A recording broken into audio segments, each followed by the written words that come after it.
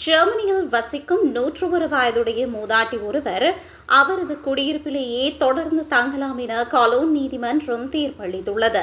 ஒரு வீட்டுமனை நிறுவனம் குறித்த மூதாட்டியை அவரது குடியிருப்பிலிருந்து வெளியேற்ற விரும்பியது.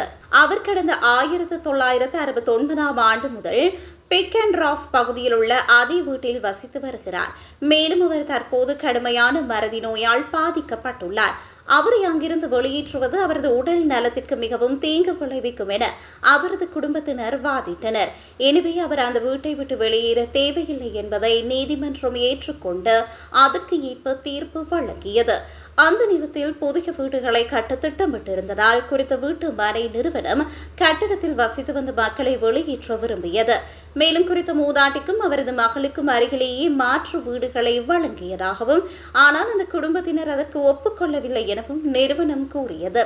எனினும் வெளியேற்றம் ஏன் அவசியம் என்பதை அந்த நிறுவனம் முறையாக நிரூபிக்கவில்லை என்று நீதிமன்றம் கூறியது. இறுதியில் நீதிமன்றம் மூதாட்டிக்கு சாதகமாக தீர்ப்பு வழங்கியது. அவரும் அவரது மகளும் கொலோனில் உள்ள தங்களது வீட்டிலேயே தொடர்ந்து வசிக்க அனுமதித்தது.